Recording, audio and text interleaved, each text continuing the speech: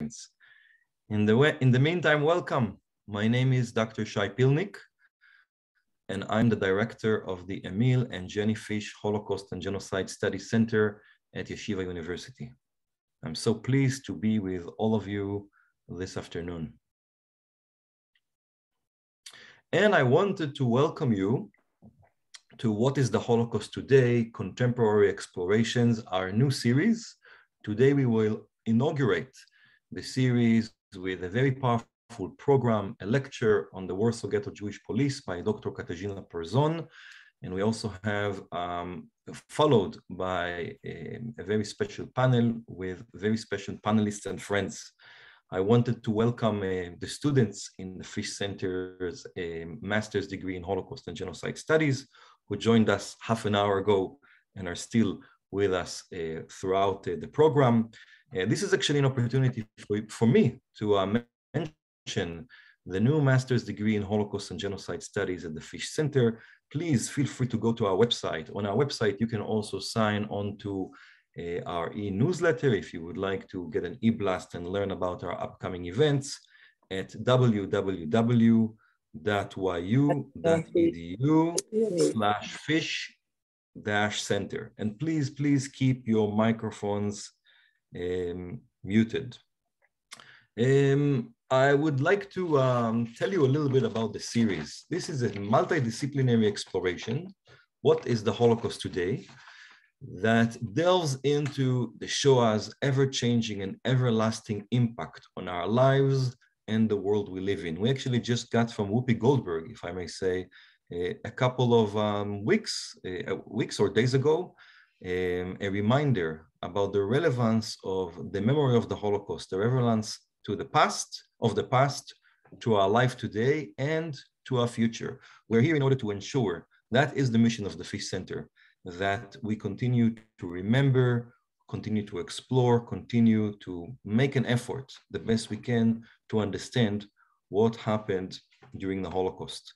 Let me tell you a little bit about the series. So I mentioned the fantastic program we have today, and I hope you also join us on March 20th with our next speaker, Dr. Beata Schulman, who will speak about preservation, commemoration, restitution, and politics of memory, Jewish heritage and Holocaust sites in Poland. So that's next month on March 20th, 2022 at 4 p.m. At the end of the program, I'll also share with you some exciting news about our April and our May program. I can be so proud of so many things that go on in the Fish Center, but the thing I'm proudest of is our students. This production, What is the Holocaust Today, is actually the brainchild, the product, the program of one of our most senior MA students, Mrs. Sari Sheinfeld, who is joining us today. I would like to hand it to Sari. She will be introducing our speaker, our panelists, and also be moderating the panel discussion. Sari, this is a great opportunity for me to say to you, thank you. Thank you for taking the lead on this extremely exciting initiative, and good luck with your first moderation of an academic panel. Welcome to our program. Hi, thank you everyone for joining us. This is incredibly exciting, both for the Fish Center and for myself. This is our very first in what we hope to be an incredible series this coming spring. We are starting our series with Dr. Katarzyna Person. I'm just going to tell you a little bit about the format for today. We are going to hear from Dr. Person first, and then we're going to turn it to a panel where we have Dr. Natalia Aleksiun, Dr. Glenn Dynner, and Dr. Joshua Zimmerman, who are going to be responding. And then after that, we'll take some audience Q&A. Dr. Katarzyna Person is a historian of Eastern European Jewry. She currently works at the Jewish Historical Institute in Warsaw and is a 2020 through 2022 Maria Skłodowska-Curie Fellow at the Ludwig Maximilians University in Munich. She received her doctorate from the University of London and her habilitation in 2020 from the Polish Academy of Science. She's held fellowships at Yad Vashem, the Center for Jewish History in New York, and the Institute of Contemporary History in Munich, where she held the Humboldt Research Fellowship. She's published on the history of Jews in Poland during the Holocaust and in the immediate post-war period. Her next book, co-written by Johannes Dieter Steinert, is on the concentration camp for children in Lodz and will be published in 2020 by Palgrave Macmillan in the Holocaust and its Context series. And without further ado, Dr. Person, we are so excited to hear from you. Thank you. And I'm really happy to be here. Thank you for having me. I'm really, extremely excited to be here. Sorry, let me just put this. And thank you for that wonderful questions already. And we already had a wonderful discussion with students. And I'm really looking forward to the discussion after my lecture as well. So what I'll do today is I'll try very briefly to tell the story of the Jewish Order Service in the Warsaw Ghetto, and how I'm trying to research it and look at it. And I'll start with a quote, which comes from Yehiel Gurner, a collaborator of the Underground Archive of the Warsaw Ghetto, and was written in November 1942. So just after the summer deportations from the Warsaw Ghetto, in which 300,000 people were murdered in Treblinka, and the members of the Jewish Order Service, the so-called Jewish police, were incorporated into it as well, and were participating as an auxiliary help in bringing people to the deportation square. And Yehiel Gurner wrote, "The Jewish police who perhaps tried to justify, we had to. We received orders to deliver such and such a number of Jews a day. The authorities threatened us with death. For a moment, I will place myself on their side. I say that orders must be carried out when you're a disciplined soldier, even in the service of the enemy. When the lives of 2,000 Jewish policemen are of higher value than the life of the whole community. Is the behavior of the Jewish police during the action justified? No, and I think there will be not a single Jew who would justify or try to defend the participation of the Jewish police in the resettlement action. In stronger words, I accuse, maybe the answer to the conduct." For many of those who wrote about the actions of the Jewish policemen were very far from what Primo Levi later described as the gray zone of the Holocaust, so the strange place between victims and perpetrators. Their story was uniformly black. If they were spoken of, it was as means of exacting revenge in the names of those who perished, or as means of recording their names as perpetrators, rather than means of understanding their behavior. There's no doubt that in the wartime and post-war writings regarding the Warsaw Ghetto are most uniform act of accusation against the Jewish policemen. What I want to do today, however, is to focus on the Jewish police, showing them as part of the internal dynamics within the Jewish social life in the ghetto, show them as subjects to Nazi anti-Jewish policy, and show them as subjected to social processes which are put in motion by Jewish responses to those policies. And I'll start by talking very briefly about Jewish administration during the Holocaust more broadly. The Judenrat, the Jewish councils, which are really a key element here, were set up, as you know, almost immediately after the occupation of Poland in September 1939. A Schnellbrief sent by the head of the security police to Einsatzgruppen on 21st of September dealt in part with the Jewish councils of elders or Jewish councils, which were made to be, and now I quote, "fully responsible in the literal sense of the word for the exact execution according to terms of all instructions released or yet to be released." So they were in practice meant to work as a go-between the German administration and the Jewish community in Poland.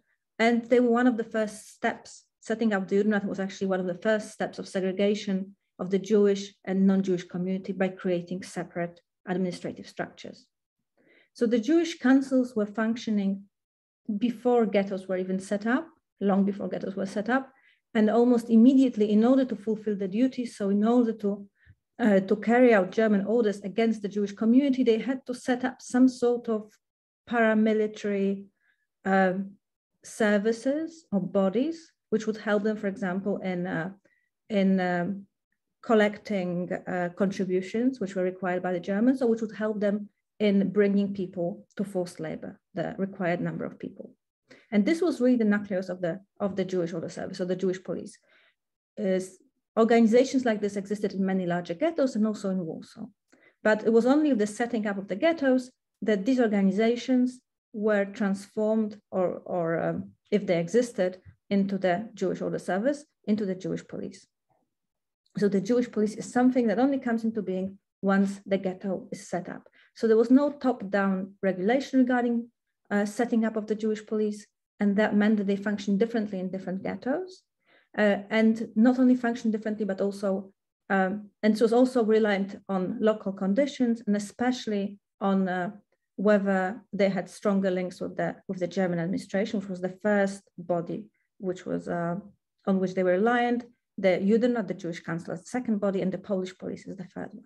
So, for example, in Warsaw, there are particularly strong links between the Jewish Order Service and the Polish police because of who was the head of the Jewish Order Service, and I'll be speaking about in a moment.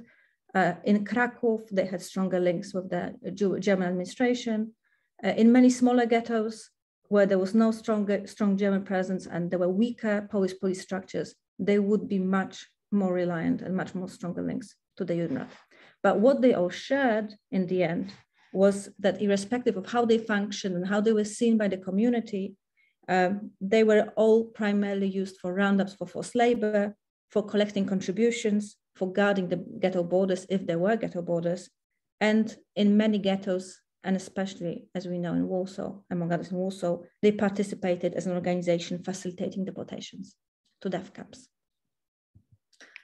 The story of the Jewish Order Service and the Jewish police in Warsaw began in September 1940, so a year after the occupation of Warsaw, when Adam Czerniaków, who was the head of the Judenrat in Warsaw, and maybe I'll go back and show you, he's the one, the tallest man in a black hat, was called in by the city governor of occupied Warsaw and told that he will have to set up the Jewish police. And the Jewish police would be an equivalent to the Polish police, known as the Polish police, as the Blue Police. He received the official order on the 12th of October 1940, so together with the information about the creation of the Warsaw Ghetto, and the next day they set up a commission which will select future members of the service. And the first decision, of course, was who will head the service. And there was one candidate. That candidate was ideal in many ways and not so ideal in one. He was ideal because Józef Szaryński was a pre-war high-level officer of the Polish state police. He was an extremely talented man who went up very quickly up the ranks. He was very experienced in setting up police forces. He had in-depth knowledge of functioning of the police, of police regulations. He published extensively on everyday service of the Polish state police. And he was also quite charismatic, I think. He was one of the first, probably more charismatic than he looks in this picture, but he was the first spokesman of the Polish police, the head of the press department just after it was set up. And he was also, which was very important, he had very close connections to the highest level members of the Polish state police, which would later become highest level members of the Polish Blue Police under the German occupation. There were even reports by the Polish underground which underline how friendly basis he is with the leadership of the Polish Blue Police. The one problem that he did have was, of course, that he was baptized. He was Jewish according to Nazi regulations, but nonetheless he was baptized, and he was very much an outsider in the Warsaw Ghetto. He considered himself to be an outsider, and he remained so throughout the ghetto, throughout his life in the ghetto. And as a result of that, he surrounded himself by people who he knew and trusted, and who were very much like him. So mainly highly assimilated lawyers, people whom he could have known before the war, who became the officer corps of the newly created Jewish Order Service. And together they started organizing the service itself, as decided by the Verification Commission for the Future Jewish Order Service. The conditions for admission were age from 21 to 40, completion of 6 grades of secondary school, good health, height of at least 170 centimeters, weight of at least 60 kilograms, complete military service, impeccable past, which meant no criminal record, and references from 2 people who were well known in the quarter. The recruitment to the order service attracted enormous interest. Gazeta Żydowska, which was a newspaper published in the ghetto, reported that, and I quote, many thousands of applications were submitted. And actually very quickly on, there was a note that no further applications will be accepted. According to reports of Adam Czerniaków, and I quote again, the composition of the Jewish Order Service was completed very carefully, and its members were evaluated in terms of their mental, spiritual, and ethical qualifications. There were initially 1,700 people who joined the Jewish Order Service. The number later grew to 2,000. There was slight fluctuation among the policemen, and the main reason for it was the fact that the service was not paid. They were not paid for actually carrying out the duties. Only at a certain point, the high-level officers were being paid, but regular rank-and-file policemen were not paid for the jobs.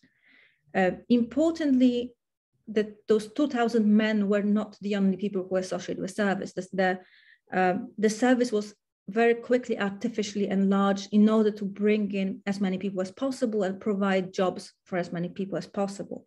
So these were typists, secretaries working in with the service, cleaners, cooks, doctors, and also a number of young messengers who were mainly sons of wealthy ghetto inhabitants.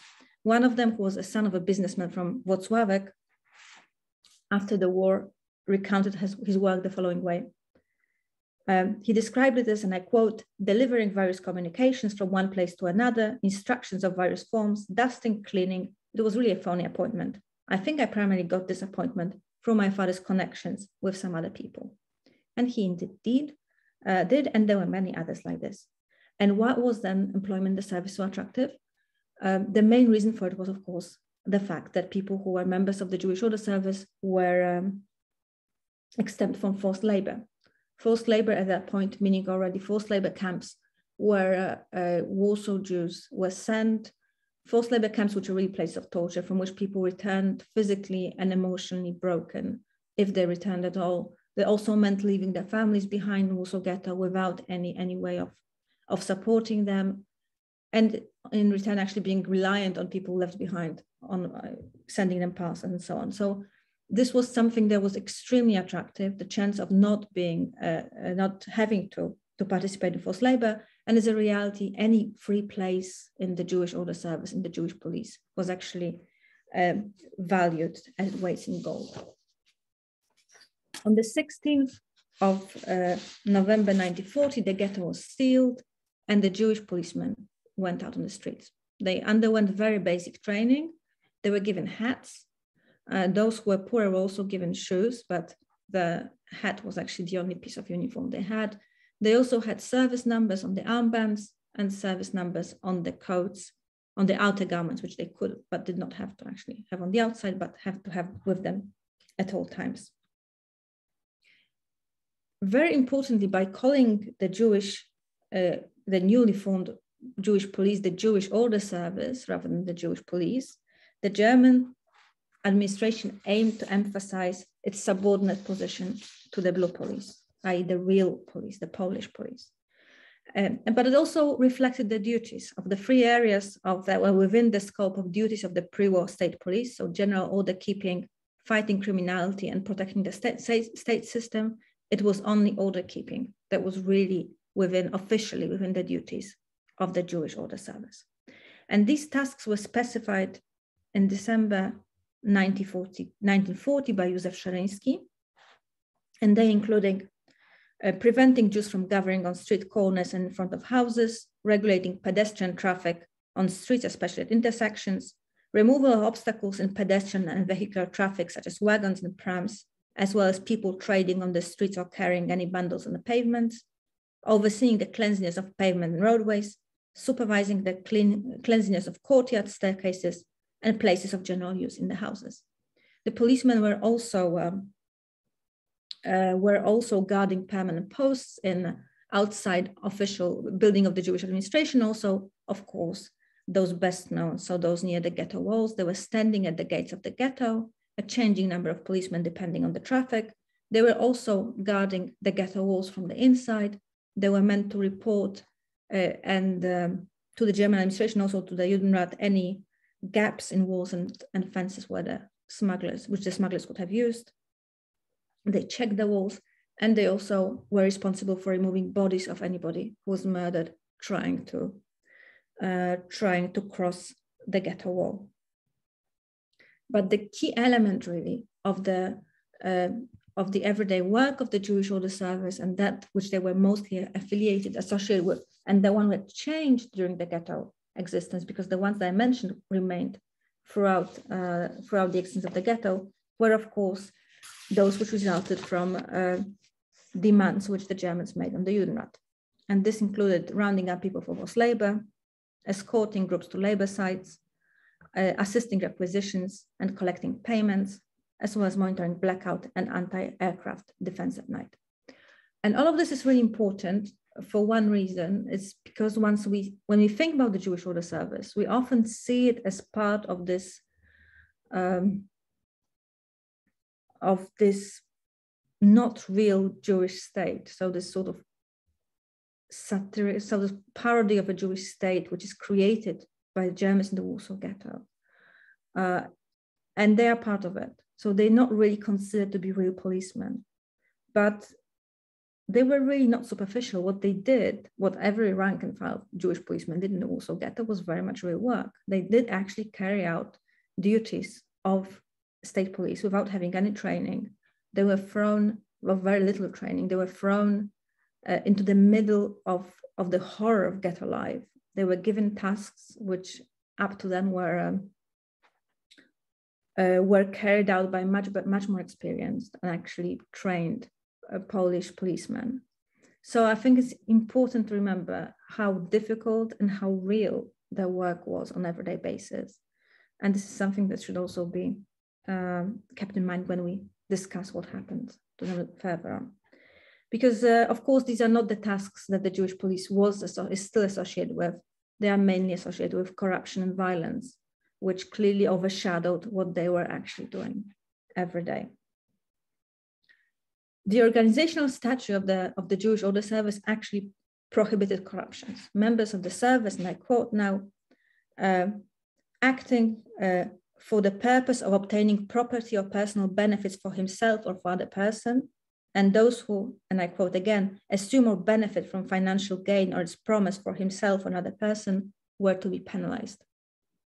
In reality, however, collecting larger or smaller amounts during daily duties became the main source of income for the Jewish policemen, and it was reluctantly but nonetheless tolerated both by the Judenrat and by the German authorities.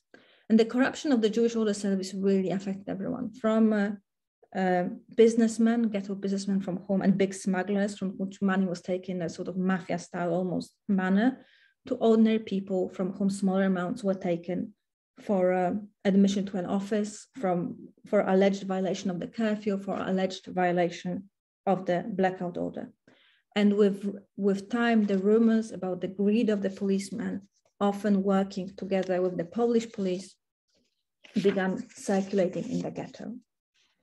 The most infamous fields of police corruption were the so-called disinfections of apartments, which was really an euphemism for combating typhus epidemic through quote-unquote disinfections, which amounted to extortions, destructions of apartments, and theft, as well as violence, especially when people were forced to the bathhouses to be disinfected, as well as the ghetto walls.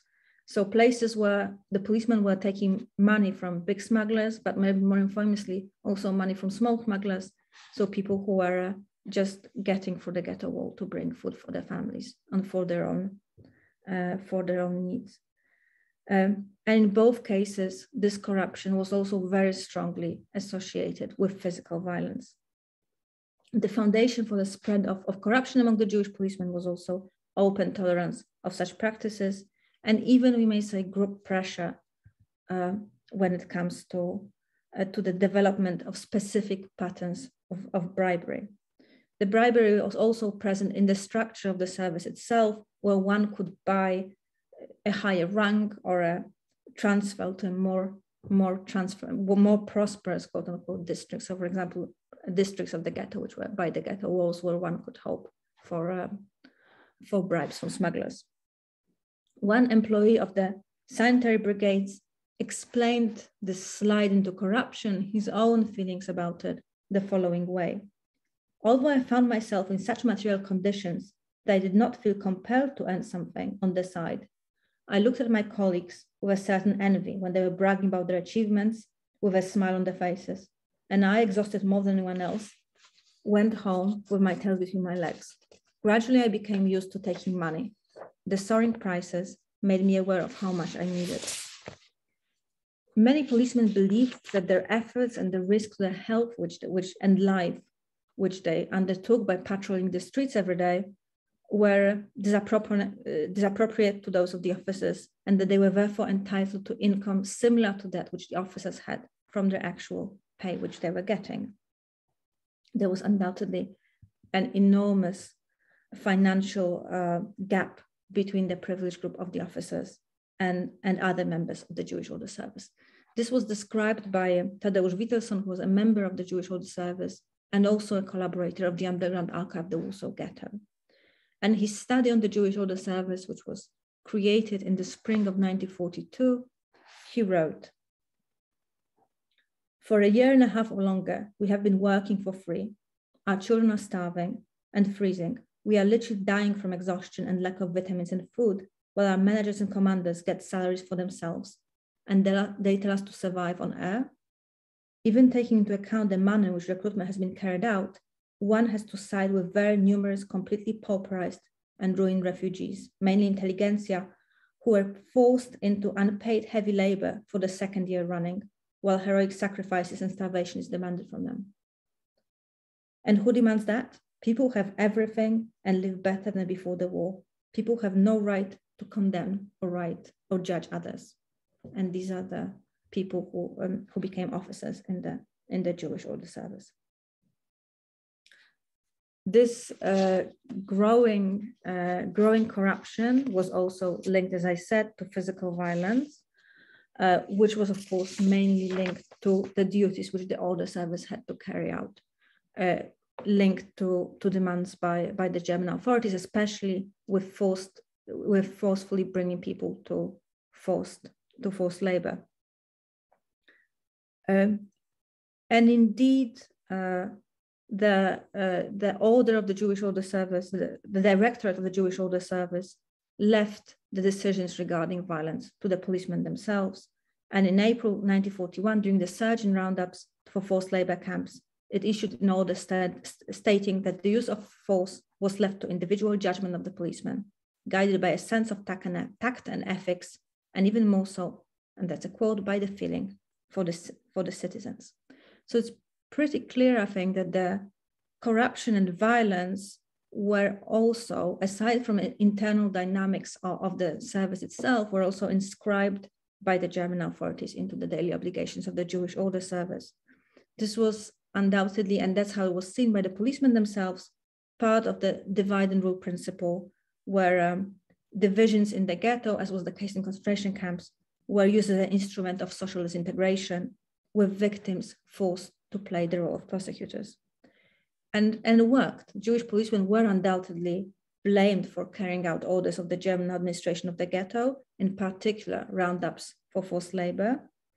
And the duties involved violence, but just as importantly, this was violence that was fully visible, that was carried out in full sight of ghetto inhabitants, and which the Jewish police was blamed for.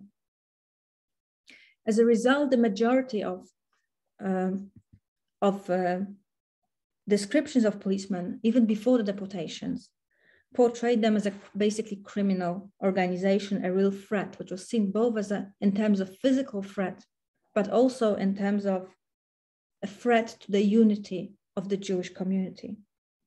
Even though, of course, inhabitants of the Warsaw Ghetto were fully aware of the reality of ghetto life, they often saw the policemen, described the policemen, even before the deportations, people with agency. So people who chose, rather than were forced to, carry out the orders against the interests of other Jews.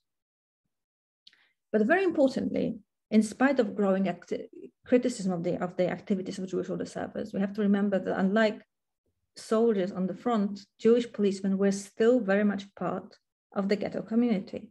There was still a fragment of pre-war networks which were being moved into the Warsaw Ghetto. So they were somebody's brothers, they were somebody's husbands, they were somebody's sons, cousins, friends' husbands, and they could help. They could warn inhabitants of the house where they lived of catchings for forced labor. They could negotiate on their behalf with other policemen who were collecting various types of contribution. And one of the officers of the Jewish Order Service working for Emanuel Ringelblum wrote that there was an exception in many thousands of houses: husband, father, brother, son, nephew, cousin, brother-in-law. This one does not allow vicious acts. He's different. Thus, family members who join the service in writings from the ghetto are often described as honorable exceptions. Others, even if they came from the same social circles, the moment they put on the police cap, they become part of this faceless, alien, hostile, and hated collective of the Jewish police. And this foreignness and alienation of the Jewish police was discussed on three levels. They were alien and they were strangers, partly because of their assimilation, understood here, of course, as a conscious choice, which would put them inside of the Jewish community. And as such, they were not considered to be real Jews. They were strangers because the community declared their behavior offensive and unfit for someone who claimed to be part of the Jewish community. And they were strangers because they were, of course, part of the foreign authority imposed on the ghetto. So the question which arises, of course, is why would people remain in the Jewish Order Service? And there are, I think, numerous answers to that. The main ones, of course, being the fact they were exempt from forced labor. There were also certain other privileges from being in the service, such as access to free healthcare, protection against apartment requisitions, sometimes a pass enabling them to temporarily leave the ghetto. But there were also other aspects of it.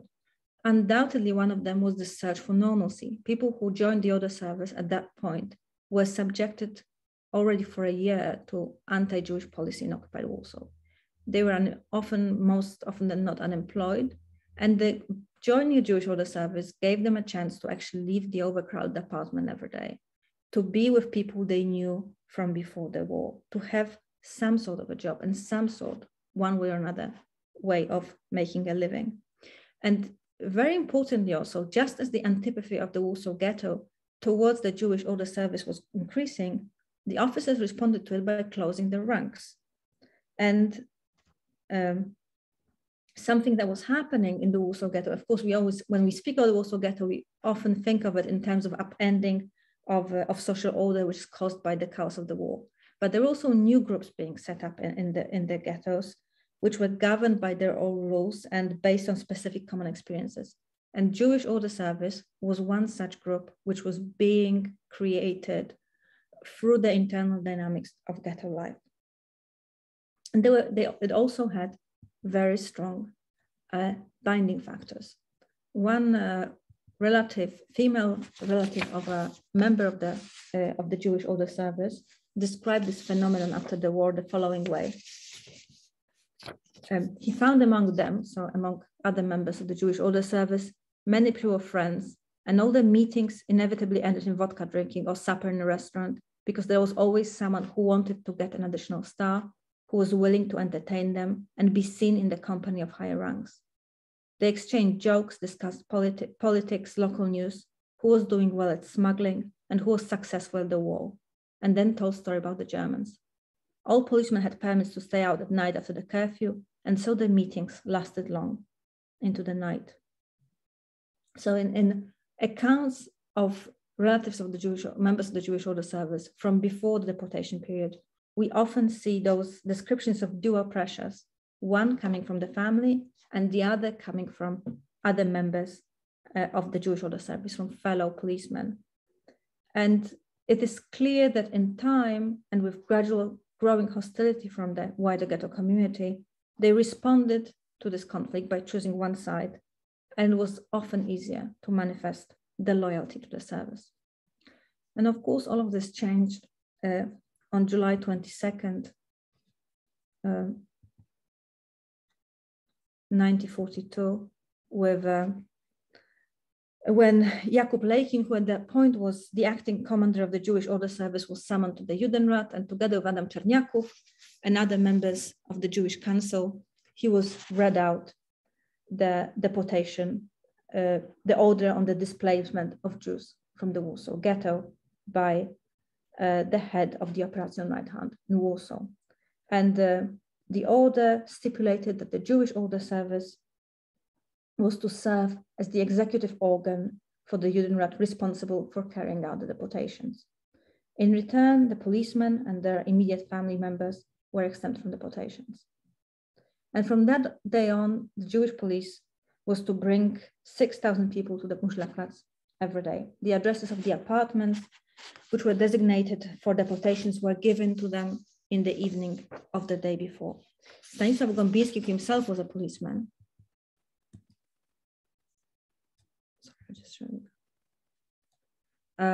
Who himself was a policeman, described the first days of the deportation and participation of the Jewish police in it the following way. A dozen or so policemen are scattered along the market section of the street. In addition, there are others standing one at the gate of each apartment block. The gates are closed. The unit enters the first apartment and with loud cries makes all the inhabitants go down to the courtyard, leaving the apartments open. A few other policemen enter the stairwell, check that no one has stayed in the apartments. They drive out the slackers. Already on the second day of the deportation, Abraham Levin, diarist from the Warsaw Ghetto, described in his diary, the savagery of the police during the roundups, the murderous brutality. They drag girls from rickshaws, empty out flats, and leave property strewn everywhere. A pogrom and killing, the likes of which we have never seen.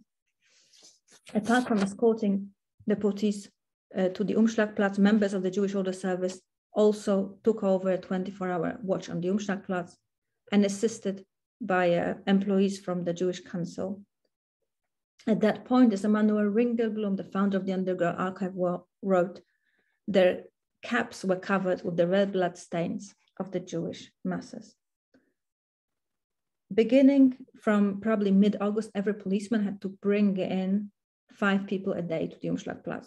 And this is where those particularly horrific descriptions from deportations begin, of policemen looking for those 5 people to bring a day, exchanging the so-called heads or buying them from one another.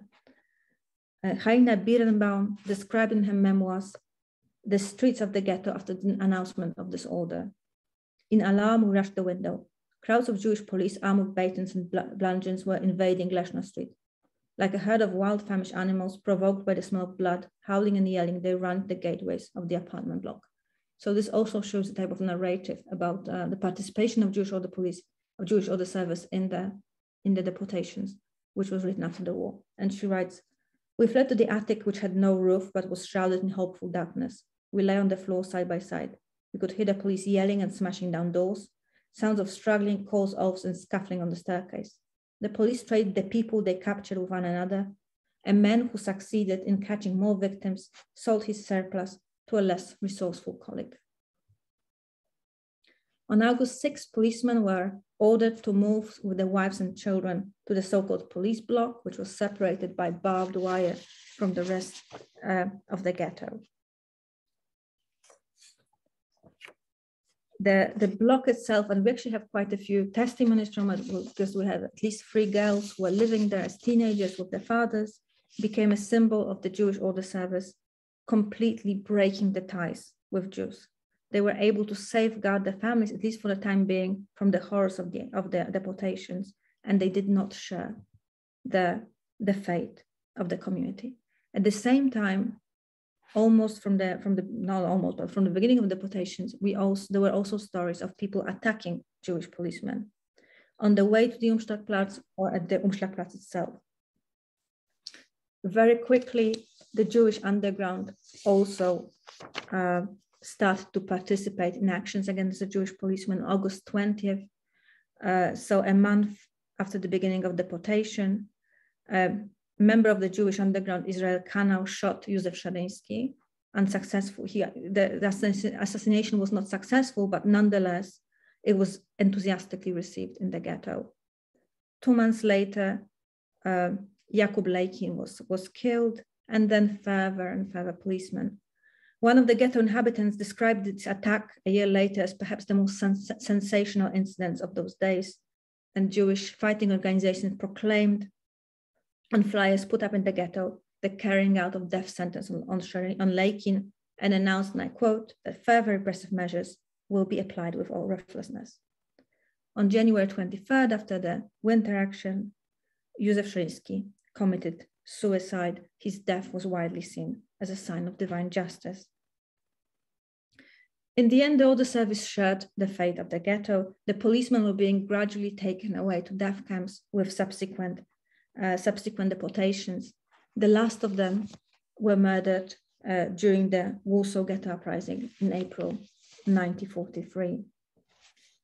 Writing about it, Emanuel Ringelblum wrote, "In this way, the majority of the executioners of the Warsaw Jews, the officers of the degenerate and corrupt Jewish police, died with their families." At the same time, in Otwock, Celek Perechodnik, a policeman who was forced to put his wife and daughter on the train to Treblinka, wrote, "Sometimes it seems to me that it's a fairy tale, the assertion by the medical world that the heart is a chamber of delicate membranes that cannot stand suffering or emotion, and that they burst, causing death. Today, I would advise those who construct fighter planes to build them out of hard membranes. They will certainly not burst and will outlast the most enduring steel." So this is actually the only voice of the Jewish policeman that we know who wrote about his participation in the deportations to Treblinka. The discussion about justice and revenge, which began in the Warsaw Ghetto, continued after the war. Jewish newspapers, political parties, organizations were flooded with denunciations from those who consider themselves to be victims of the policemen, of their families, as well as those who oppose the participation of Jewish policemen in public life. Immediately after the war, many members of the Jewish police stood in front of Polish and then also outside of Poland, Israel, of state courts, but also religious courts and various types of honor and social courts. They more often than not found themselves shunned by other survivors and were almost uniformly described as members of collaborationist organizations. The image of the Jewish policemen as traitors to other people deserving of stigmatization was strengthened with the first publications regarding the Holocaust, the first memoirs, in which their story, as I said, was described as uniformly Black. It was only over time, with passing generations, there has been a clear shift in the perception of the Jewish police from blanket condemnation to more nuanced approach, and finally attempting to understand them as part of social dynamics of everyday life in the ghetto. In describing the labor camp in Starachowice, Christopher Browning wrote, and I quote, that Nazi power placed Jews in a less than zero-sum game in which they had some agency or choice, but all choices caused harm to many and no choice guaranteed saving the life of anyone.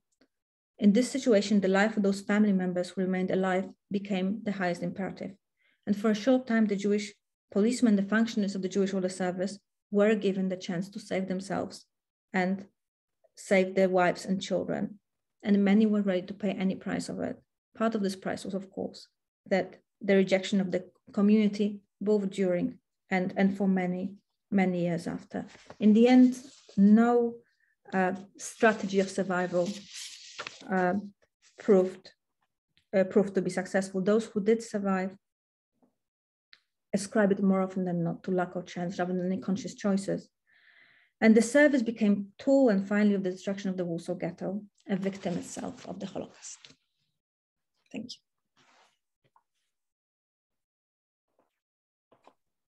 Thank you so much, Dr. Person, for really shedding light on such a hard and complicated issue. I want to turn right now and include our panelists. Our three panelists today are Dr. Natalia Aleksiun, Dr. Glenn Dynner, and Dr. Joshua Zimmerman. Each of them is a leading Polish Jewish history scholar in their own right. Dr. Natalia Aleksiun is a professor of modern Jewish history at the Touro College Graduate School of Jewish Studies in New York. She's the incoming Harry Rich Professor of Holocaust Studies at the University of Florida in Gainesville. She holds doctoral degrees from Warsaw University in Poland and NYU in New York. Dr. Aleksiun has written extensively on the history of Polish Jews and Holocaust, Jewish intelligentsia in East Central Europe, Polish-Jewish relations, and modern Jewish historiography. Currently, she's a senior fellow at the Polish Institute of Advanced Studies in Warsaw and is completing a new book about Jews in hiding in Eastern Galicia during the Holocaust. Dr. Aleksiun, you've worked on another region in Poland, on Galicia, and your research focused on smaller communities and ghettos.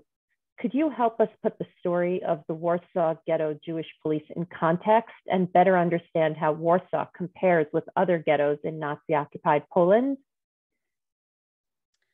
Thank you so much, Sari, and thank you for putting this event together. And Katarzyna, I will not pretend we are colleagues and friends, so I will not call Professor Person professor, but nevertheless, thank you for this incredible lecture and for a truly moving, compelling, important book. So I will just say we have very little time, and it would be wonderful to leave time for the discussion with the broader public. So let me just raise a few questions. Kasia mentioned in her lecture the faceless collective of the Warsaw Ghetto Jewish Police. And it takes me directly to Sari, your question, to what extent it compares and it doesn't to other places. So on the one hand, when I look at the smaller ghettos in Eastern Galicia, a lot of the issues that we heard of appear there as well. There is a question of the kinds of jobs, the kinds of tasks that Jewish order police is forced to do, collecting people for forced labor, and then searching, finding people hiding during roundups, taking them to places from which they are transported. In Eastern Galicia, this is to Bełżec death camp, and then assisting in some ways in liquidation of those ghettos. On the other hand, a lot is different, and this faceless collective is something that I find most interesting. So let me give you just one example of Żółkiew, Żółkwa, a town near Lwów, Lemberg, Lviv. This is a town with some 5,000 Jews. There are about 7,000 Jews because that includes refugees when Żółkiew comes under German occupation in the summer of 1941.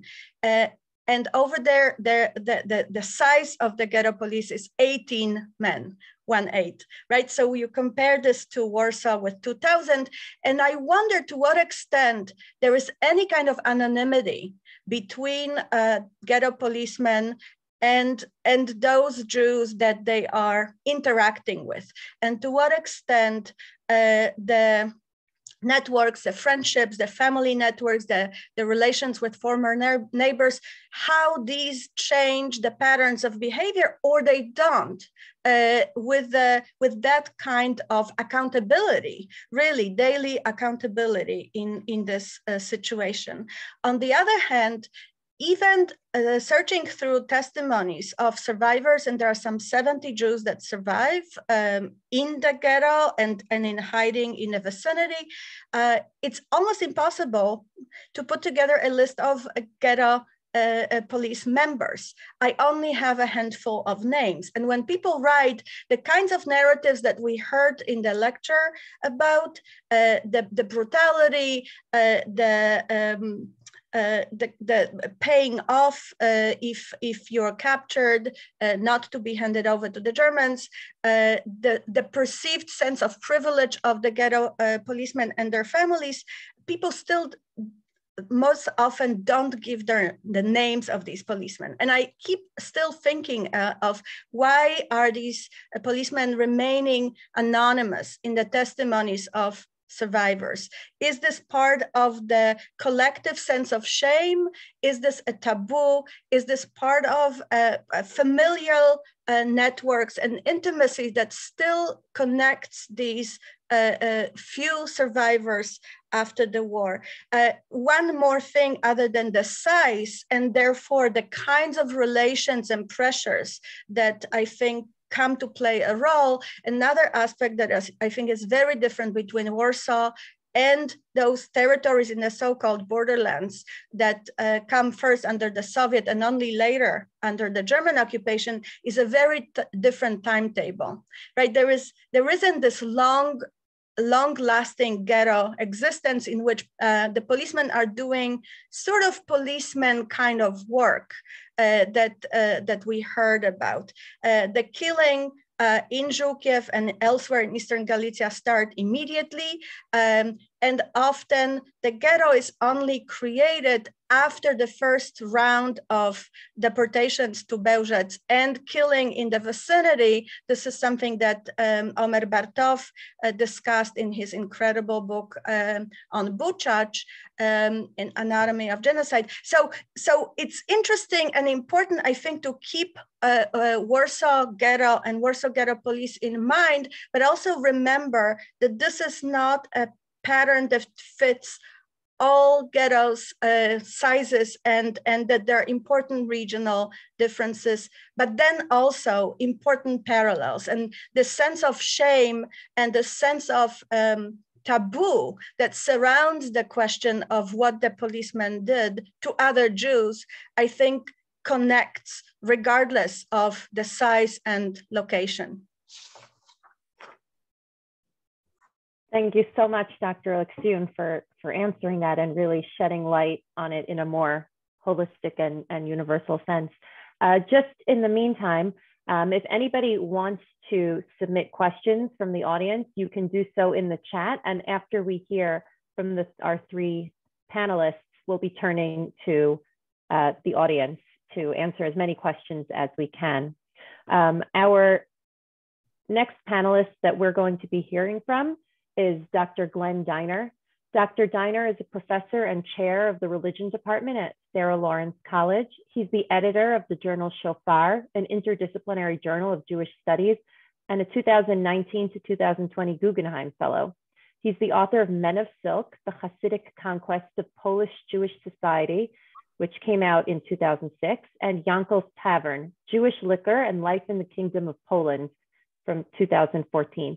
He's currently working on a monograph entitled Higher Education, the Hasidic Revival in Poland on the Eve of the Holocaust. Dr. Dynner, what myths does Dr. Person's book dispel? Okay, thanks so much for having me here. And it's an honor to be commenting on such a beautiful, lucid work of scholarship. In terms of myths, I think there are several. And first, I'd like to attempt to define myth as it relates to history as something like an oversimplification of history and its actors, for the sake of instilling meaning and perhaps emotion. It can have the effects of being dehumanizing, though, because it's such an oversimplification. And so one of the great strengths of the book, really great achievements of the book, is to humanize people who many have failed to humanize in the past, regardless of their moral failings. And so I guess the first myth that's dispelled is the myth of the scoundrel, the myth of the uncomplicated scoundrel.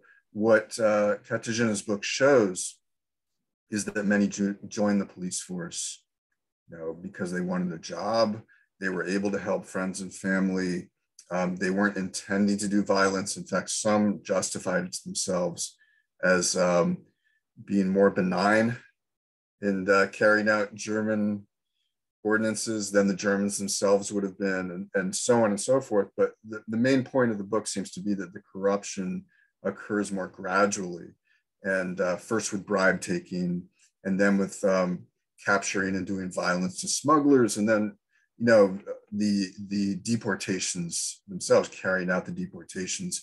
That's something that is a corrosive thing that happens to people somewhat gradually, and rather than allowing us to oversimplify as simply bad people, you know. So that was just one major myth. Another one was this idea that Katarzyna alluded to in her presentation, and that is of the choiceless choice. And there's a temptation to view Holocaust victims as victims in the sense of not having any agency and therefore not having any choice. You know, they were all doomed to die and it didn't really matter what they did. And so to pass judgment on anybody is pointless and even wrong because nobody had a choice in this circumstance. I agree there's a certain amount of merit to this claim because your choices are extremely restricted, but even the choice of how to die is still a choice. And I think what Katarzyna does so beautifully is shows that there really was a range, at least in the Warsaw Ghetto context, there was a range of choices and people sometimes made terrible ones. Another issue I would say is this notion of Jewish collaborators. You know, this has been invoked by Polish nationalist historians to try to basically, I would say, equate the Jewish police with other, especially Polish collaborators with the Nazis and say, you know, you have to take your share of the blame because, meaning you as the Jewish community, because you had your own collaborators and you're not owning up to them. And I think this is a really false equivalence, and we can probably all agree that the Jewish policemen were, in the end, primary victims as much as other Jews were. And, you know, we'll have to discuss, and maybe Katarzyna can try to grapple with this, to what extent they are collaborators, and maybe we just need another word for it. But certainly to equate them with non-Jewish abettors of Nazi crimes is, I think, foolish and very political and apologetic from the Polish side. From the Jewish historiography, I would say there's also a kind of misrepresentation, at least in the sense of lumping all Jews in the Warsaw Ghetto together as victims and martyrs. And during the Warsaw Ghetto Uprising, you know, the recent claim in some scholarship has been total unity, or at least near total unity, where you know, the Warsaw Ghetto Uprising was uniformly approved of. It was popular. Everybody played their role towards the end, even if it wasn't fighting. They helped in other ways. And there's this sort of myth of a total uprising. And I think that's very problematic here with what you've shown, because you bring, Katarzyna, you bring cases of, okay, Jewish policemen being used as human shields. That doesn't sound very voluntary, but also images of Jewish policemen carrying axes and roaming around with SS. And I would be grateful if you would elaborate on that more. To what extent are Polish police actually participating in suppressing the uprising and at least ferreting out those who are hiding? That would be important to know, to the extent that we can know. But it does seem to shed doubt on this notion of a total uprising, or at least a uniform support of the uprising. And I guess finally, I should say that just to reiterate what you said is, in the end, those who remained on the police force, the Jewish police force, are killed just like everybody else. It seems to happen at you know, the end of April, I think you said. They are executed just like everybody else. And so my most provocative question to you would be, can you actually come up with a verdict after patiently going through and finding nuance and humanizing these individuals? And the flip side of the question, is there a price to pay for objectivity? Now, if we're going to be so neutral and objective about assessing these historical actors and try not to pass judgment, aren't we sort of I don't know, aren't we relinquishing our role as historians in a sense? And might there be some sort of an emotion and a judgment that we really are responsible to portray in this case? because in the end, this really, really was a weak choice, a terrible choice to make, and one which does not get any better just because they were killed at the end. So my last question, I guess, my biggest one, is the price of objectivity as a historian. So thank you very much. Thank you so much, Dr. Dynner. We are going to go back to Dr. Person and give her a chance to respond. But I would definitely love to first go to Dr. Zimmerman. Dr. Zimmerman is Yeshiva University's own. He is the Eli and Diana Zborowski Chair in Holocaust Studies and East European Jewish History and Professor of History at Yeshiva University. He's the author of several books, including Founding Father of Modern Poland, The Polish Underground and the Jews, 1939 to 1945, as well as the forthcoming biography of Joseph Pilsudski, due out in May of this year. He's written for Politico and the Times of Israel. Dr. Zimmerman, I wanted to bring up the question of accountability. How do we understand the willingness of the Jewish police during the Great Deportation to comply with the German orders? How can we imagine that Jews would drag other Jews to the Umschlagplatz and do so indiscriminately to help the Germans deport men, women, children, and old people on their way to Treblinka?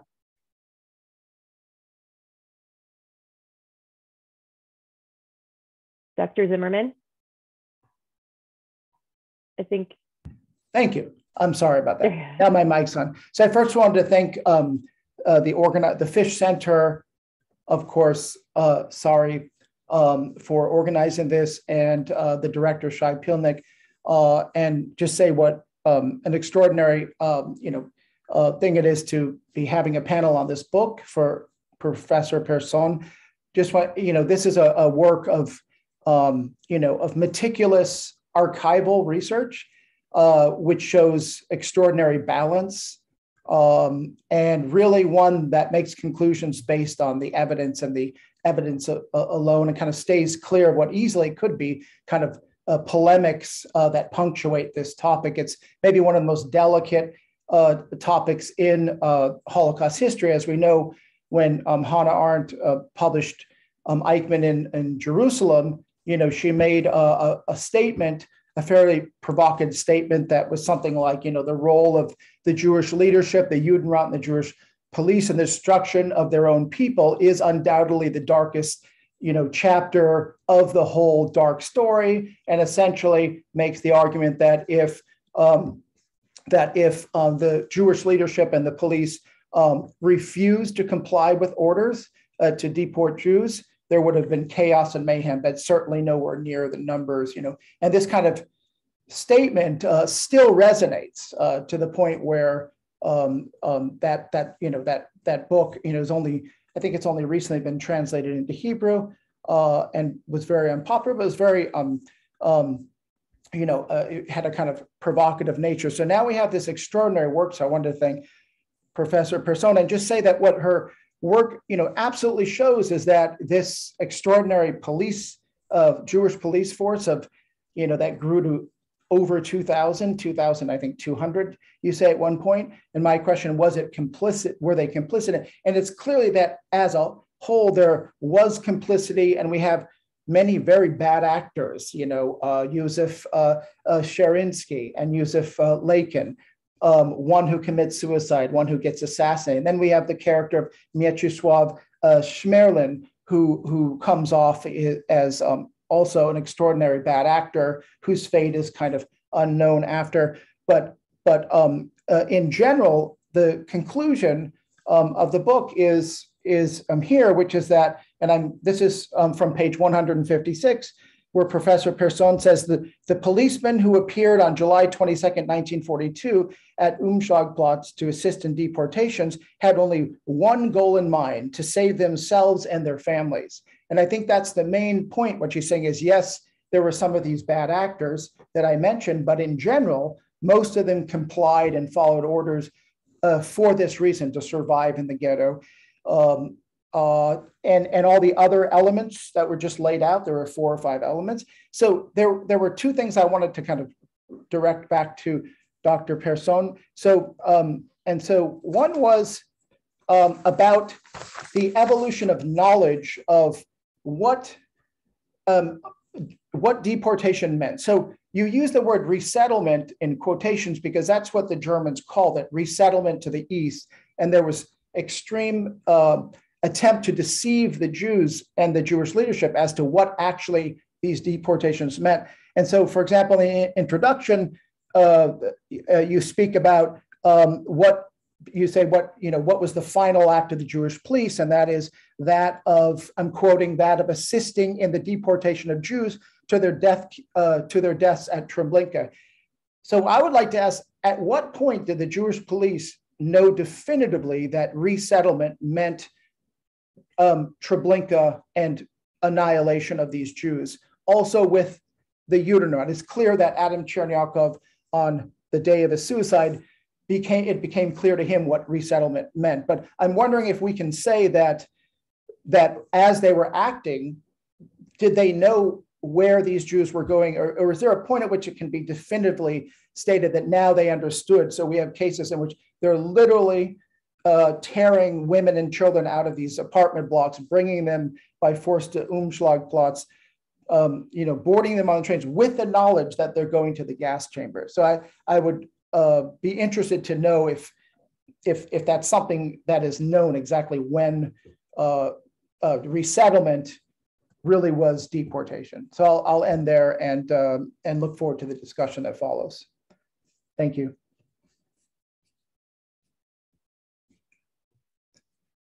Dr. Person, I'll give you the stage to respond. Thank you. These are all incredibly interesting questions, and ones which I really thought with during writing the book as well. The issue of networks and the place of Jewish policemen within the networks in the Warsaw Ghetto is fascinating. This is, of course, completely different than in smaller communities, in a way that they are much more anonymous. It's, of course, a very large ghetto with 400,000 people, and we have 2,000 policemen among them. But nonetheless, they still are, majority of them are people from Warsaw. So they do have the pre-war networks, which are moved to the Warsaw Ghetto. I think the biggest problem that we have when researching those aspects of their lives is that there's no really intimate diary of Warsaw Jewish policemen. We have a lot of diaries and memoirs, a lot, but a few, but they are all written after deportations, and they are really attempting to be as objective as possible and attempting to keep away the author out of the narrative as possible. Stanisław Adler's diaries or Stanisław Gąbiński, those are the ones which are published, but also many unpublished ones as well, are more acts of defense rather than actual intimate diaries. So we don't have anything like that of Wcale Perechodnik, which I mentioned from Otwock Ghetto, which of course is a wonderful example of an actually private diary, not private, nonetheless diary which analyzes his own feelings. We have nothing like this when it comes to Warsaw.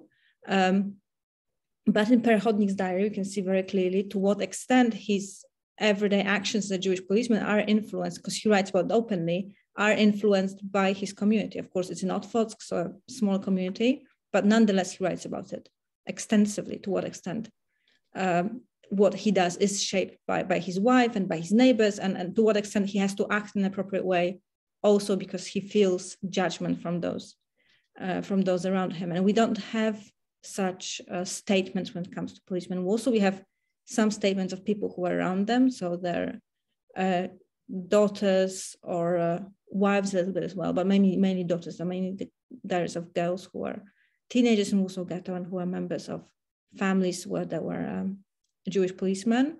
But of course, they write from a specific point of view of a child, firstly, and secondly, they write already after the war.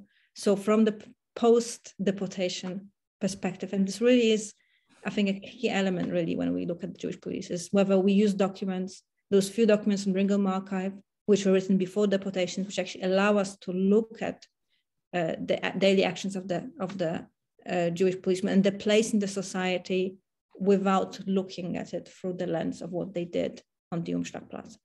So in that sense, I really hope there's something else that we can find one day, which we'll talk more about how they function within the society, because I think we know a bit more how they function within within the structure of the service and those and how they were influenced by other policemen, but we don't really know how they function in their families and how their families influence them, because they might have, it might have gone both ways, right? It might have been that they were acting more appropriately, quote unquote, because they were scared of what people think about them, but it could also go that the families were actually pushing them to go up the ladder of the service, to take more bribes, to get more money, to be more successful, quote unquote, as policemen. So it could really have gone both ways.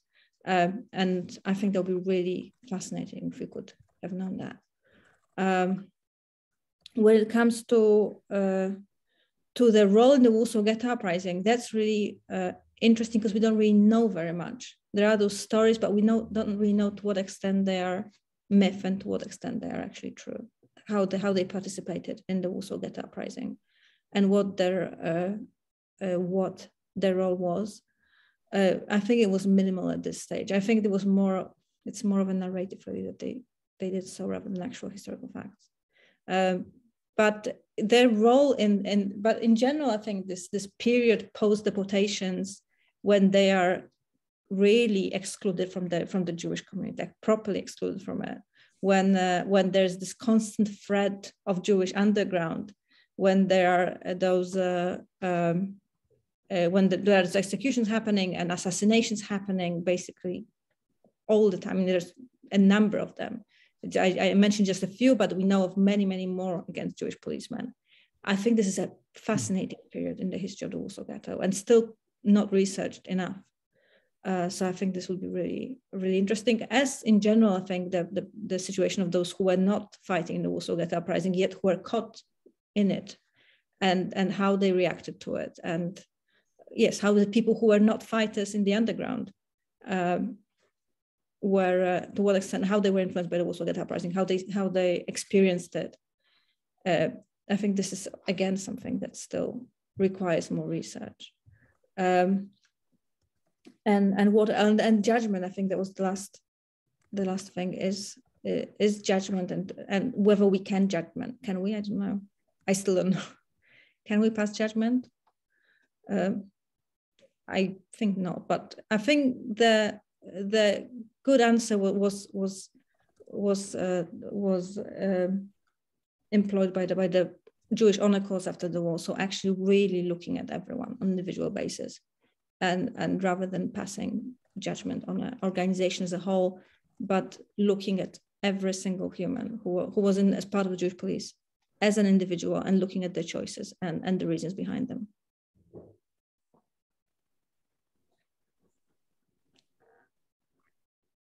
Thank you. I'm going to ask a couple of questions from the audience, if I may. The first one was the selection of outsiders as policemen a general idea in all ghettos, or was it particular to Warsaw? Definitely not. I mean, as we spoke, the Jewish police was completely different, functioned differently in different ghettos, and the selection process was also different. It was influenced by different factors, and it was in Warsaw.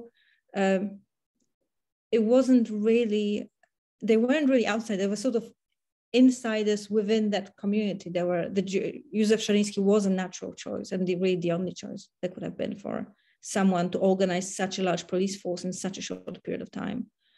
He was an outsider, but I don't really. This was the choice of the Jewish Council. There's no sign. We have no documents that would show any outside pressure on the Jewish Council when it comes to choice of who was to become the head of the Jewish Order Service. I think this was actually a choice of Adam Czerniaków as really the only person who was capable of organizing Jewish police force in Warsaw so quickly and to this extent. And then naturally Szariński surrounded himself by people who were like him. So they were outsiders when it comes to the wider Jewish community in Warsaw Ghetto, undoubtedly, but they were really representative of Jewish administration on the whole, I think, quite clearly. And also there weren't that many people who were baptized in the Jewish Order Service. There was actually a clear decision not to take in baptized people into the Warsaw Jewish police. There weren't many of them. They were assimilated quote unquote, by Eastern European Jewish standards, but nonetheless, they still remained part of the Jewish community. They weren't detached from it, as might have been the case in Western Europe, for example, when I think of assimilated Jews.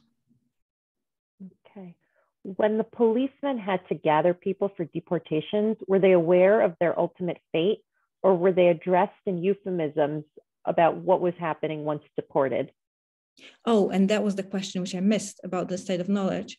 Well, we're very lucky now because there's actually a book in Polish, at least for now, about the exchange of information regarding deportations by Maria Ferenc, which just came out in Polish. So we know exactly how much people knew.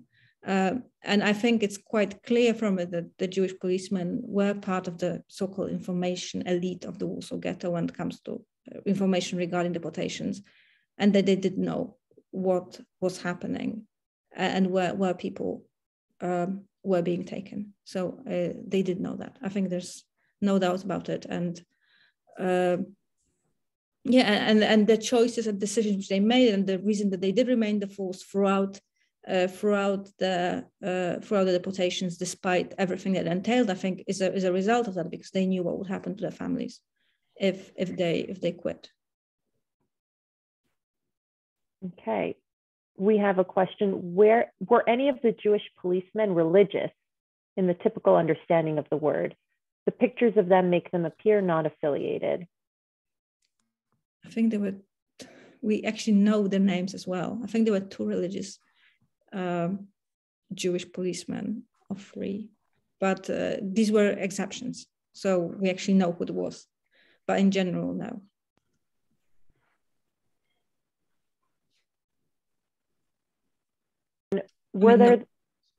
Sorry. Yes, please. Were there policemen who chose to help the people they were policing, either by finding them food or medicine or a place to hide? And were they recognized for their efforts to sabotage the German efforts? Well, they all claimed so after the war, those who survived, undoubtedly, when they're standing from the court. So we know a lot of stories like this from post-war testimonies of Jewish policemen. I think they did. I think this was, again, an issue of networks, of helping out a friend from before the war, of helping up a family member. And we have a number of stories like this of people being helped by Jewish policemen they knew. And if anyone survived, I mean, if anyone, I'm shouldn't say anyone, but if people who did get out of the Umschlagplatz did get out of the Umschlagplatz thanks to the help of Jewish policemen. And people who managed to remain in hiding during deportations also remained in hiding with the help of the Jewish policemen. Mm-hmm. So this is the sort of complex aspect of it that many people did get help from them for whatever reason, maybe sometimes for money and sometimes because of close relations they had and belonging to the same networks. Mm-hmm. Can I just add there that on page 129, Professor Person talks about exceptions, where she talks about that some policemen were actually murdered for helping other Jews, and that some, you mentioned, that refused to carry out orders and then just disappeared into the crowd, said, I can't ethically do this. So I was just fascinated by that there were some where, when you said murdered, I wasn't sure if that was by the Germans or. They were, yes, absolutely. And these stories were also shared among in the ghetto, I think, as a way of at least trying to find some positives. To what extent they were amplified is another issue, but I think they were undoubtedly told and shared. Thank you so much, Dr. Person, Dr. Aleksiun, Dr. Dynner, Dr. Zimmerman, for really the incredible work that you do and the time that you've just given us to help and explain and enlighten the rest of us. I really, really, really appreciate it. I'm sorry that I didn't get to all of the questions, but I want to be respectful of everybody's time today. I am going to turn it back to Dr. Pilnik. Well, before I thank the speaker and panelists, I wanted to thank the moderator. Sari, you have done a masterful job moderating the panel. Let's give you a round of applause. I also wanted to give a round of applause to Dr. Katarzyna Person, to our panelists, Dr. Aleksiun, Dr. Dynner, and Dr. Zimmerman. I think that this presentation could really show how we can take one of the most central topics coming from Holocaust historiography and to see how much they are not exactly, once we delve into them, they don't exactly look anymore as black and white, as a zero-sum game. And they really call us and require us to commit to further and further investigation. So this is a multidisciplinary series, What is the Holocaust Today? Today we dealt with history, but in the upcoming programs, we will delve into other fields, the field of Holocaust preservation, commemoration, restitution, journalism. We will also speak about Holocaust museology. How do we construct Holocaust exhibits? On March 20th, as I said before, our guest will be the former director of the Auschwitz-Birkenau Foundation, Dr. Beata Schulman, who will speak about preservation, commemoration, restitution, and politics of memory, Jewish heritage, and Holocaust sites in Poland. So please write it down, March 20th at 4 p.m. Eastern Time, and you can access the series and all of our programs through our website. On April 3rd, we will be joined by the winner of the 2020 National Jewish Book Award for the Holocaust category. We will be joined by Ferris Castle, the author of a fascinating book called The Unanswered Letter. On May 8th, we will be joined by Mr. Itzhak Mays, who is the former director of the Yad Vashem Historical Museum, and also the founding chief curator of the Museum of Jewish Heritage in New York City. And he will speak about the construction of Holocaust memory through Holocaust museums. So, Katarzyna, the panelists, thank you, Sari. Thank you for your hard work. I also wanted to thank Hodaya Blau and Elana Merli for helping to coordinate this program. I'm Shai Pilnik, the director of the Emil and Jenny Fish Holocaust and Genocide Studies Center. I wish you a peaceful rest of your weekend, and hopefully you will join us for our future programs. Thank you.